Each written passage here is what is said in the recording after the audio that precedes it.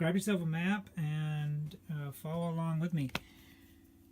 You came out the ferry, you zigged and you zagged, and you went by the village down in here, and then Fisherman Bay was on your right as you came down. This is the Napa Auto Parts and Marine Center where they launch boats. This is all the Islander Resort where they have a hot tub and showers if you go ask for the code. And then down here is the galley at 55. You're right down here at these two boats are our last ones. And the galley has everything you need. Very good breakfast, big, huge, hearty portions for breakfast, great meals, and they're open late since it's like the bar on the island.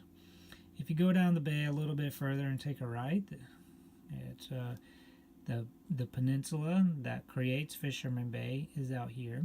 You have Otis Perkins Day Park, beautiful place to walk beach and see a sunset. And then you can keep going out on the peninsula to the very end where we have the Spit Preserve.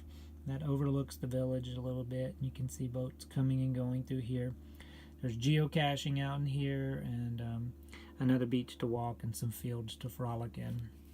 Nice place, close to town. If you go on a kayaking adventure, heading out this way and stopping here is a great trip as long as it's going to be nice water for the most part. I mean, not too much wind. You won't have any problems. There's nothing going. You can't really go from here to here though. It's like marshy and all that. Coming up the hill, if you're on bike, you got a big hill right here. But then you have like the big pastoral openness, farming land of Lopez, kind of from here on.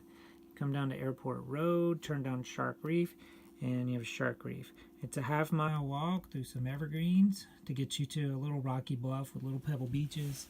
And San Juan Island is right here, so you'll see lots of currents coming and going through here, and the seals and sea lions and stuff will hang out and do some fishing in this area, so you could see some wildlife.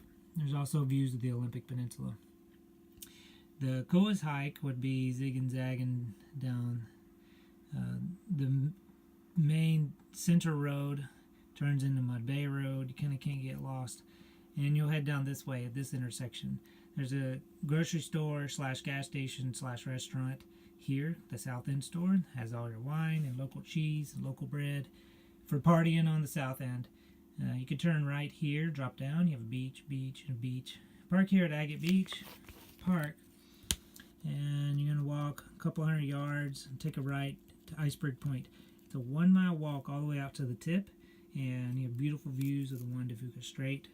And there's, of course, a lot of agate shopping going on in this area. But my buddy swears by here and here as well for agates. So that is Iceberg Point. It's bumping. Let's go over to this corner of the island, and you have Watmau Bay. It is a little turn off this road, and you have a tiny walk to a tiny beach, and it's flanked by this big 500-foot cliff. It's really dramatic. You can walk over here and jump off the rocks, come back. There's a trail that goes around the swamp all the way back to your car, and then from here you can also zigzag through private property. There's signs, be respectful, and there's a trail all the way to the top of this big cliff where you can see around the whole world. A good spot for a picnic. There's a rope swing up there if you can find it. You just got to be prepared to maybe get your hands dirty as you scramble up. There could be like roots to grab onto and stuff. It's a little steep at times. And then Point Colville, if you come out this way, there's a cluster. There's two trees that'll cross the road. X marks the spot right here. And then you have a half-mile walk out to Point Colville. And it's a little more private than Iceberg Point. It's really sweet too. But you'll park underneath the trees that have crossed the road shaped like an X. Alright, coming up island here, we have Lopez Hill, which has a great network of trails and mountain biking trails on it. There's a map at the bike shop in town to show you that one. And then up here north of the village, if you're hanging out on the north end, Upright Channel Park's really sweet. Not many people go there. Half-mile walk through alder trees takes you to a sandy beach. And if the wind's not out of the north or anything, this is a really nice calm place to warm up in the sun. I like it a lot. When you are parking at the ferry terminal, this is a little trick. You'll see a bunch of cars lined up here. They're all going back to Anacortes. You put your car in line, and then if you got there early enough, you could go on a little hike. It's right here is a little T across from the overnight parking lot.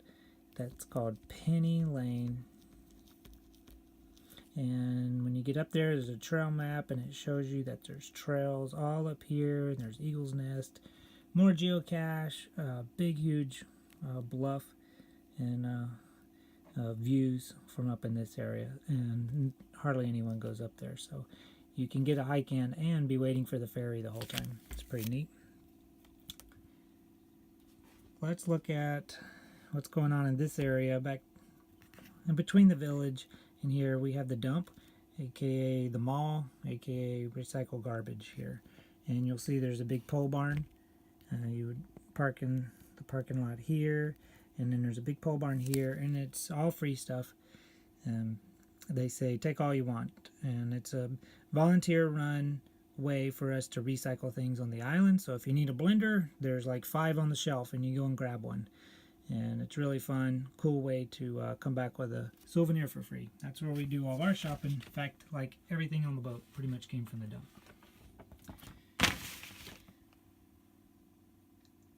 When you open up the back of the map, we have some food options for you. We've already talked about the Galley restaurant right here where you are.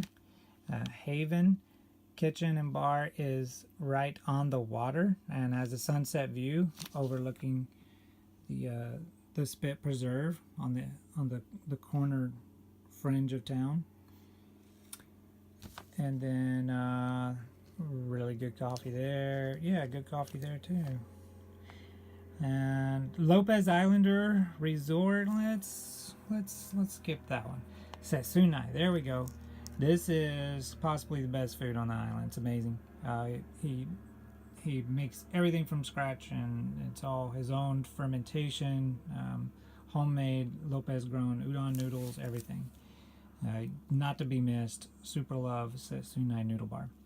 South End Restaurant, talked about that one, way down the south end. Ursa Minor, it's a pricey one. Yes, it is, but people that shop in that bracket say it's outstanding, and a lot of people make long treks to come see Ursa Minor. Vita is super cute little French style bistro cafe. Good place to go drink some wine and maybe eat a little something. And then Vortex Cafe and Juice Bar, super yummy, organic wraps and giant burritos and rice bowls and stuff. We really like that one. I think they're only open for lunches though. A couple of other food options if you're not into the restaurant thing. We have Blossom Grocery, which is in the village, and Holly B's Bakery. A lot of people love to come to that one. If the farmer's market open, that's hot. And then there's the Lopez Village Market. It's a regular old Red Apple grocery store with a really nice deli in it for some cheap eats. And that would be right here in the middle of the village, and there's a gas station right there. That's your best bet for gas.